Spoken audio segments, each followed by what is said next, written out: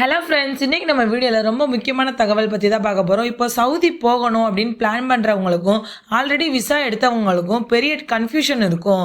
Saudi work visa cancel ஆகுது, visa காணாமல் போயிடுச்சு, ஸ்டாம்ப் ஆன விசா கூட கேன்சல் ஆகுமா, இந்த மாதிரியான எல்லா கேள்விகளுக்கும் இன்றைக்கி உங்களுக்கு பதில் கிடைக்க போகுது. வீடியோவை ஸ்டார்டிங்லேருந்து எண்டிங் வரைக்கும் ஸ்கிப் பண்ணாமல் பாருங்கள். ஃபர்ஸ்ட் ஒரு முக்கியமான விஷயத்தை நான் சொல்லிக்கிறேன். சவுதி விசா முழுக்க நிறுத்தலை, எல்லா விசாவும் கேன்சல் ஆகலை. கேன்சல் ஆகுறது ஒரு ஸ்பெசிஃபிக் டைப் தான். அது என்னன்னா ஆசாத் விசா தான். சவுதியில ஜெனரலா 2 வகை விசா இருக்கும். முதல் வகை பாத்தீங்கன்னா சரியான கம்பெனி விசா. கம்பெனி ரியலா இருக்கும், ஆபீஸ் இருக்கும், டாக்குமெண்ட்ஸ் எல்லாமே கரெக்டா இருக்கும். இந்த மாதிரி விசா தான் ரொம்பவே சேஃப், கேன்சல் ஆகுற சான்ஸும் ரொம்ப கம்மியா இருக்கும். இரண்டாவது வகை விசா ஆசாத் விசா. பேப்பர்ல மட்டும் கம்பெனி இருக்கும், கிரவுண்ட்ல கம்பெனி இருக்காது, ரியல் வேலை செட்டப் இருக்காது. இப்போ கேன்சல் ஆகுறது இந்த விசா தான். உங்க எல்லாருக்குமே ஒரு டவுட் இருக்கும், அவங்க எப்படி தெரிஞ்சுக்கிறாங்க அப்படின்னு. சிஸ்டம் தான் ஃபுல் செக் பண்ணும். அவங்க பாக்குறது கம்பெனிக்கு ஆபீஸ் இருக்கா, லைசன்ஸ் இருக்கா, பிசினஸ் ஆக்டிவிட்டி சரியா மேட்ச் ஆகுதா, ஒர்க்கர்ஸ் ஜாப் கேட்டகரி சரியான்னு பார்ப்பாங்க. For example driver, barber, engineer இவங்க 3 பேரும் ஒரே கம்பெனில வேலை பார்க்கறாங்க அப்படின்னா அது சந்தேகத்துக்குரியது.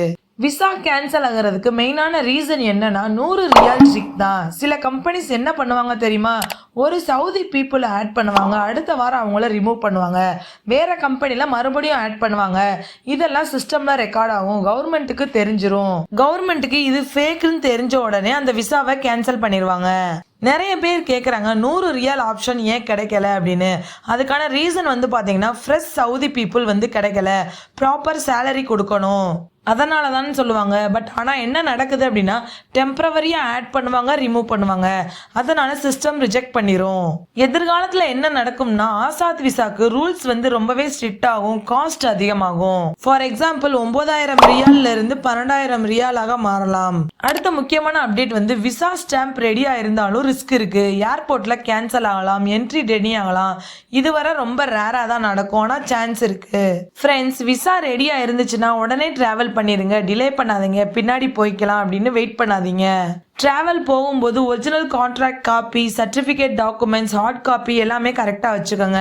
ஃப்ரெண்ட்ஸ், ஃபைனலா நீங்க தெரிஞ்சுக்கிறது ஜென்யூ விசா தான் ரொம்பவே சேஃபா இருக்கும். ஆசாத் விசா ரிஸ்கியா தான் இருக்கும், அதனால கேர்ஃபுல்லா இருக்கணும். இந்த வீடியோ உங்களுக்கு ரொம்பவே யூஸ்ஃபுல்லா இருக்கும்னு நினைக்கிறேன். மறக்காம நம்ம சேனலை சப்ஸ்கிரைப் பண்ணிக்கோங்க. தேங்க்யூ.